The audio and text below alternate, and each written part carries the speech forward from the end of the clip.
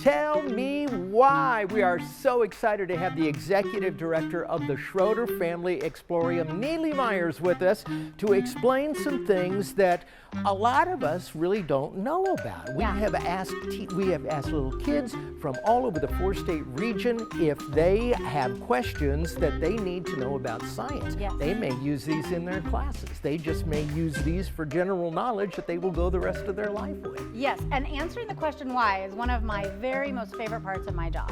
I love when kids of all ages, and even grown-ups, because there's the kid that lives inside all of us, let's be honest, come up and say why, because it gives me the opportunity to relearn some things, stretch that brain, and remember why. Exactly. And you mentioned your job. Let's talk a little bit about what that job is. Yeah, so I'm the executive director of the Schroeder Family Explorium, which we're under construction right now, and will be for a little while, and that's okay, because that just means we're going to bring that love of STEAM, which of course is science, technology, engineering, art, and math, to the families of the four states for generations to come. All right, let's talk about Neely. Why did you get so involved in this? I mean, you have just embraced STEAM and science and physics and all of this. Has this been something that you've been interested in your entire life?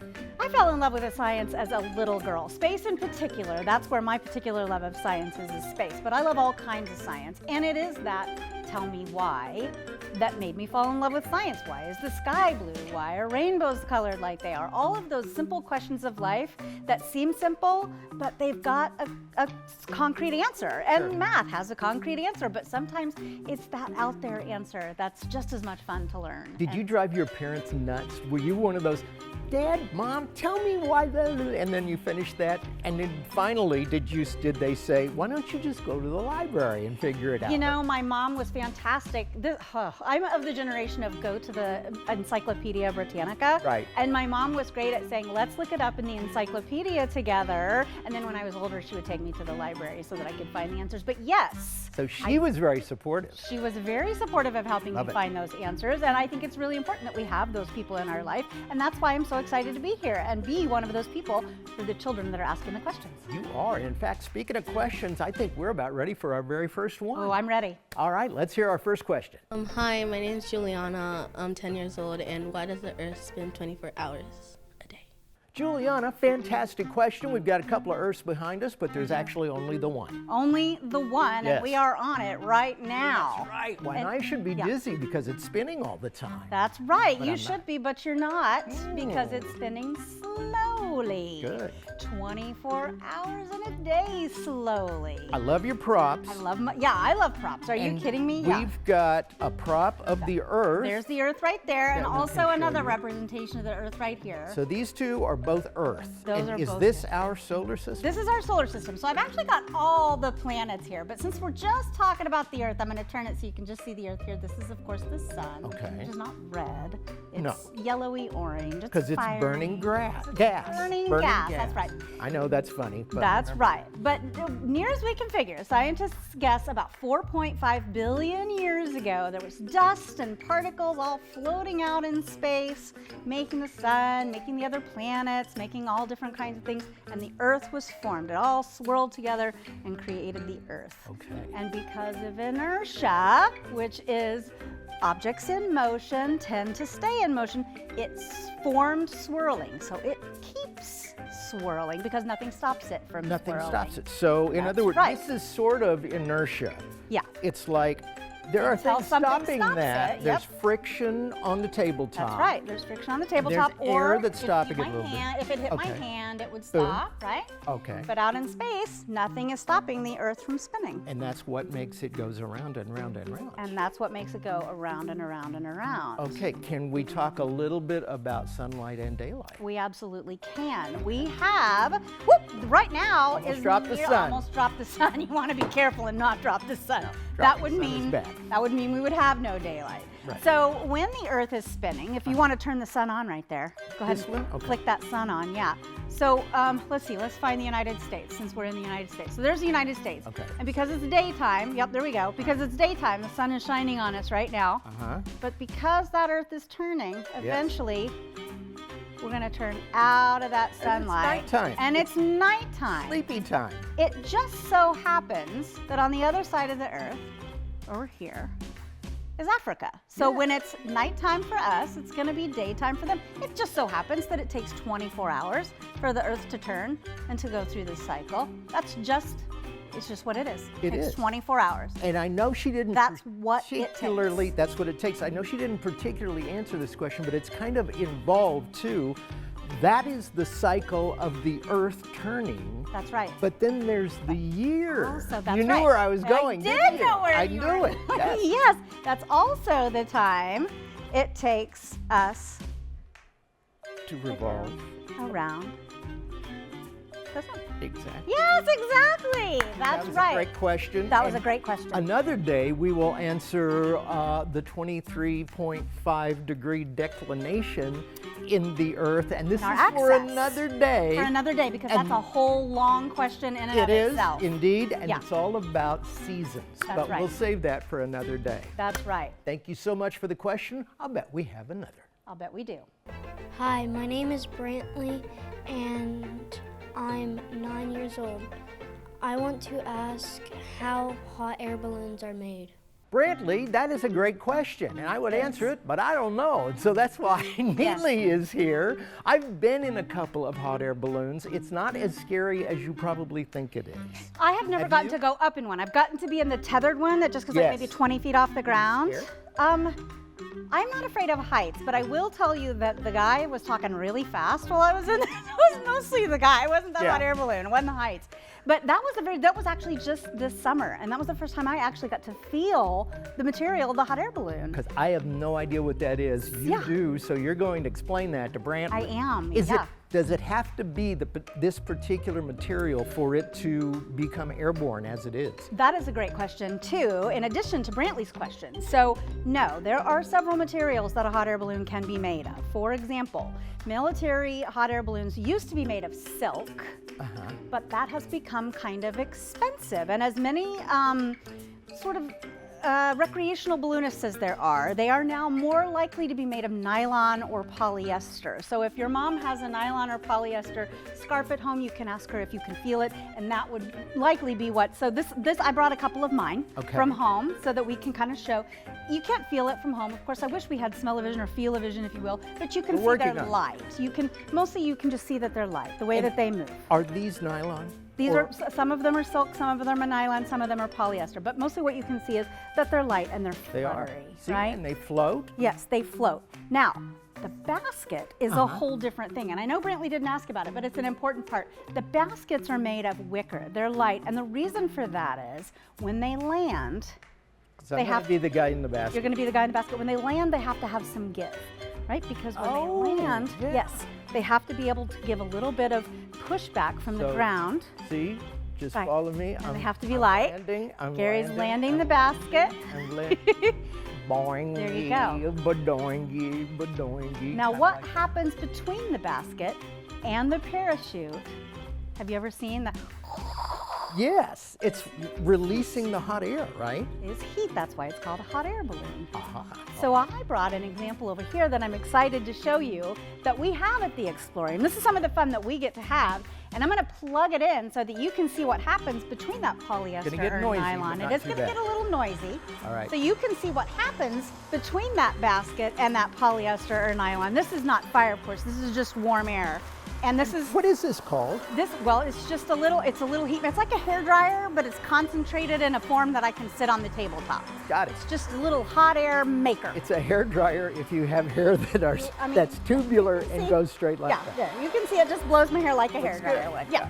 So, and I've made a little hot air balloon here out of paper. You made this? I did make this, yeah. And you can see what happens when we fill this baby with some hot air. We're just gonna hold it up like this. We're gonna fill it with some hot air. And what's gonna happen when You it can't gets hardly see you, Neil. good? I know, Got a here, big there you go. balloon. And when it happens, when it fills with hot air, It floats away! It floats away. And that is exactly what happens between that basket and that nylon or polyester hot air balloon. Why does that happen? Why does that happen? Why well, does you that tell happen? me, because the molecules of hot air are moving fast. They are. get excited. They do. They get excited and they expand. Yes. Hot air heat will expand. Expands. That's what makes the hot air balloon expand. That's right. And then when nothing is tethering it to the ground, it will go away. And they can be controlled by the guy who's got the heat controller. And I've never been able to run the heat controller because they don't trust me around fire, and I think that's wrong. There's an art to it, for There sure. is. There's an art, and that's how they get them to come down, is less fire. So they less put less heat, fire and it goes down. then the More fire molecules of goes air get less excited, and you come back down to the ground. Gently, one hopes, in the basket. And hopefully it's a gentle landing and you don't tip out of the basket. I've been in a couple. Sometimes they go boing, boing, boing. Sometimes they go boing, boing, yeah. like that. And But you just either hold way, on it real works. tight. That's right. Great question, Yes. great answer, and we've got more. My name's Olivia, and my question is, how is concrete made? Olivia, we're going to find out exactly how concrete is made, and I would tell you, but once again, I have no idea, which is why Neely Myers Yes. is here to explain it, and she went to a lot of trouble for this. Right before you went to bed last night, you made some concrete. I made some concrete, and Olivia, I'm so grateful for this question because I actually did not know the answer to this question. And that's what's great about the Schroeder family exploring. Yeah. You don't know something, and nobody knows everything. That's right. You look it up and you figure it out and you do the experiment and now you know. And now I know how to make some cement. And so now here we go, some concrete. So Okay. here's how you make it. Here's the recipe. And Gary's actually gonna make it for you right now. All So right. here is concrete that I made last night. And It's it's- mostly set up. How long does it take concrete to set up and what does set up mean? Set up means when it's gonna get hard like a rock. Okay. Hard like a rock. Okay, so this is the concrete that I made last night, which is mostly set up. It's still a little bit crumbly. So this is about, I'm gonna say 16 hours old. Okay. So obviously it needs more time than this because it's still crumbly. Another 10 hours or so? Another 10 hours or so, but it probably has something to do with the weather and the fact that it was inside versus outside, and I'm sure there's a lot deeper questions that we could answer here. But, so here is the recipe. So Gary, I'm Okay. gonna give you this. All right. So it is 2 parts gravel. So I've got two tablespoons. Obviously, if we're making this to go outside in the street, it's more than tablespoons, Right. but we're at a table here. So But, you know, if you're trying to make something at a, like a model railroad, that's right. this is exactly This is exactly what you would do. So put So here's our 2 gravel. of these in the gravel. All right. Put those in, and obviously you wouldn't use glass out No. in the wild too. 'Cause But I that- want you guys to be able to see it. So But, put 2 yeah. of those. Glass has in there. the property of being able to see through. So That's I'm right. A little, Put 2 of those. that was a little under, so I'm going to go a little Go over on this guy. There we and go. you're going to put 1 of these. This is sand.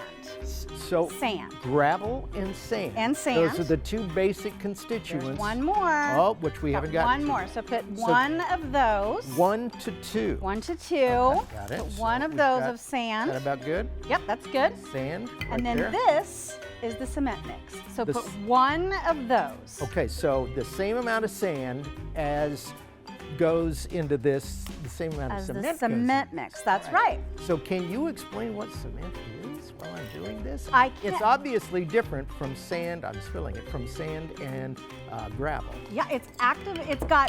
Well, it's crushed up rock, but it's got some other chemicals in there Uh-huh. that are now going to work with this water. So you're going to Okay. put half of that Half of of water. that in there. Half of that in there. All Not right. half of the water, half of this. Excuse Okay, me, half got of it. that. All right. So it's 2 parts gravel to 1 part sand to 1 part cement mix, and then half part water. And then So- we're going to stir it up. Okay, got a question Yes. before I even put it in there. What if I did this all the way to the top with water? Well, it would take a lot longer to cure, and it would not be as strong. Okay, so that affects Too the much strength moisture. of the concrete. It absolutely does. Okay, It's too much so moisture. half so of about half this. of that, and then we're going to stir is that up. tricky.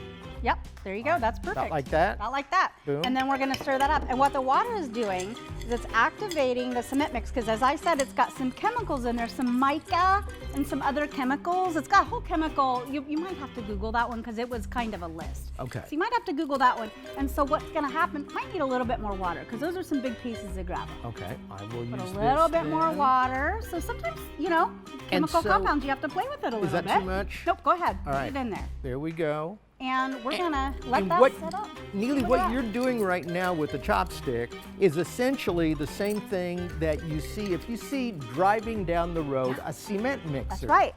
It is cement that is being made, that is being stirred That's exactly sideways because they don't have a chopstick chopstick. this big. That's right. And as long as you move it, it isn't going to harden. That's the other thing. I see. Once you stop moving it, once you stop agitating it, that's when it's going to turn into a rock. It's Okay. those chemical compounds that are happening between the water and the cement mix.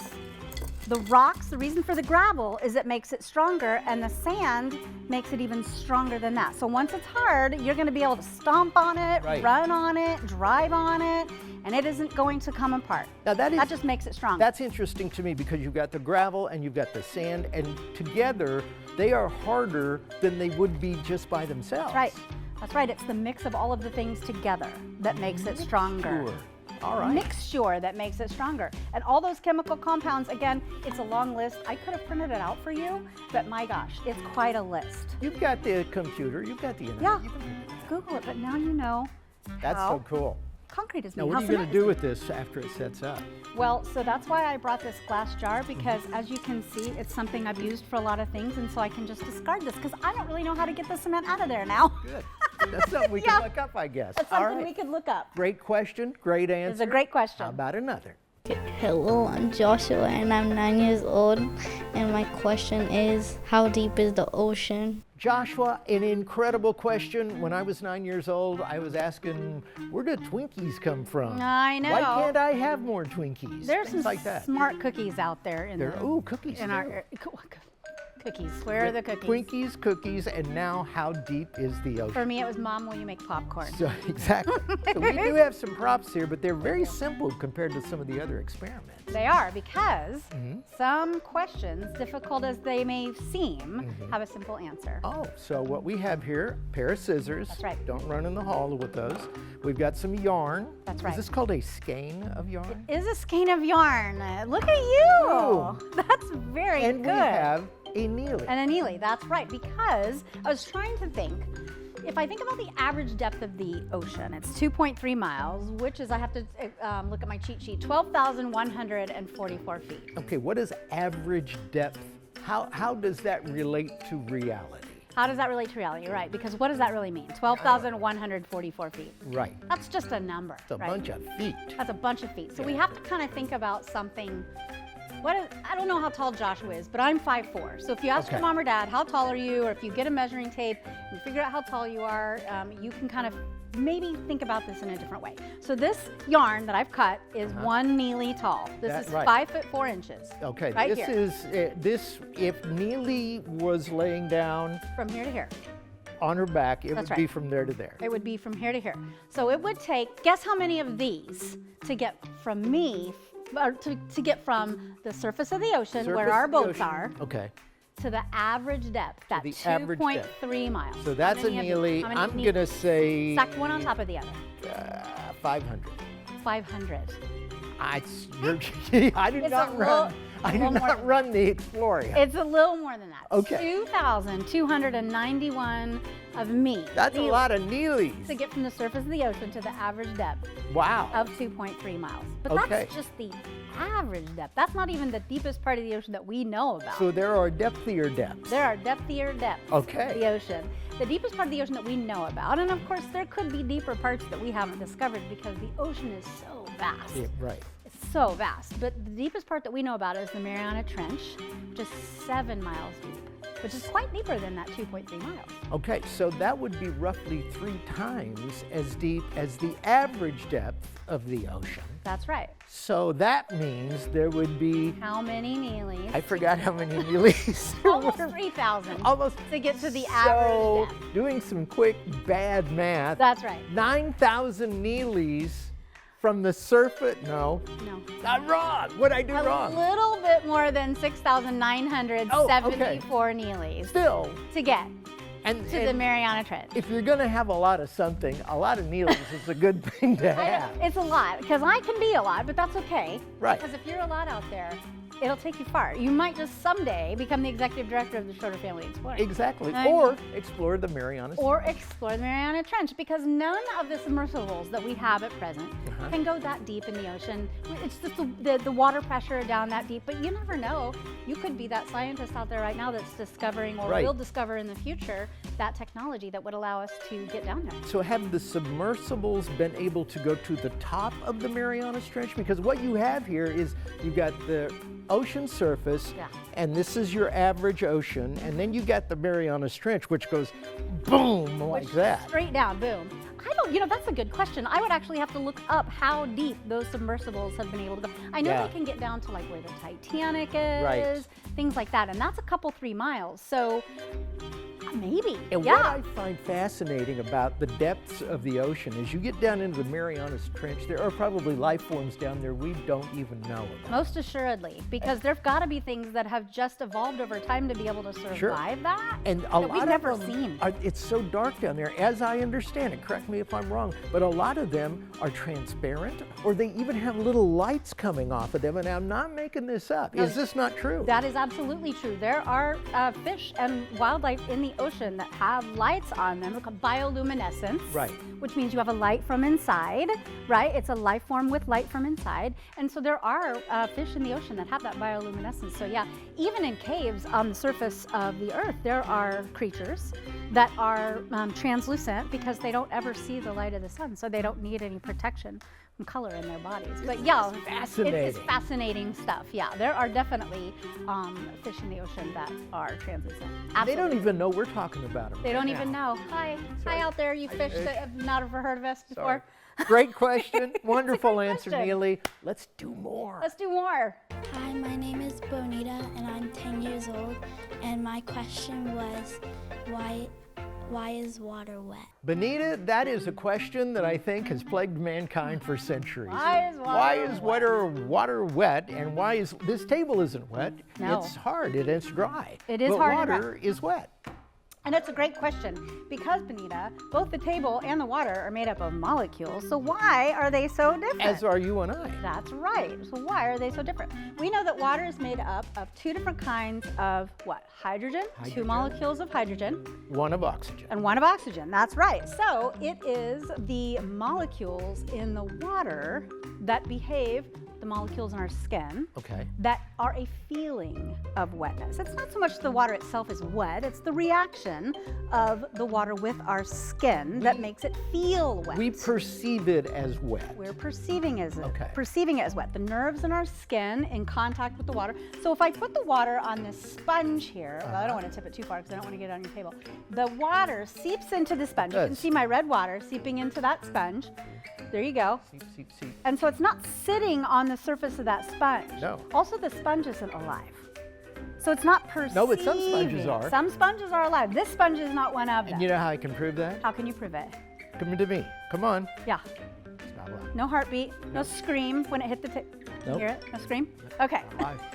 But if I take this waxed plate, which is going to behave like my skin, so I can actually put the water on my skin, right? Right. And because of the water, It beads right up. beads right up, goes right Flows off my off skin, of your skin. but it feels wet to me because the air in the studio here reacting with my skin, Okay. which now feels wet because the water is colder than my skin, and my nerves are going, something's different. Okay, so the nerves are in play Yep. here. Your skin is in play. If there were not any air in here, well, of course we'd pass out. We'd pass out. But would I you wouldn't be feel able to feel the wet, the wet of the water? The wet? moisture. The of moisture. The water. The wet. As long as the temperature of the water was different than my skin, yes. I would still feel because it's different. The temperature of the water is colder than I'm 90, approximately 98, or warmer. That's right. I'm approximately 98.6 degrees. The water in this case is colder. So on the plate, you can see this plate in this case is acting sort of as my skin. The water just beads up on it. So the plate, could it be able to feel? No. Would be saying, well, it can't. No. But should it be able to? Would be saying I'm wet because there's something in contact with me now, and I'm perceiving it as wet because I'm colder or warmer if the water was warmer. And my nerves are saying, uh-oh, now there's something different. In this case, it's wet. So what we're saying is, water isn't so much a happening as it is a feeling. Ooh. And I know that's a little bit deep. It is, but it's really good food for thought. It's a good way to think about the world we live in. It's a perception of wetness. That's right. I think next time we do one of these, we need to get a paper plate that can talk back to us. Well, that's a big order. I'll try.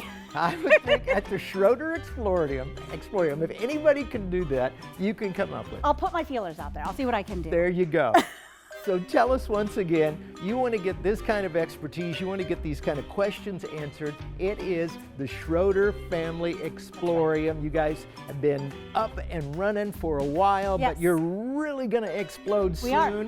And you're always doing some sort of a fun experiment when an outside event is happening in downtown Joplin. We are always out there, so look at our website, exploriumjoplin.org, because you will find out what our most recent and upcoming events are that are happening, and we will take those big questions like these kids have, we will break it down into really simple answers so that you will understand the world around you, the why, if you will, of the world around you. Love it. Thank you so much, Neely. Yeah. Really appreciate it. Thank you. You and everybody at the Schroeder Family Explorium, and we appreciate you asking these questions. Great questions. Keep them coming, and we will have more Tell Me Why in the future.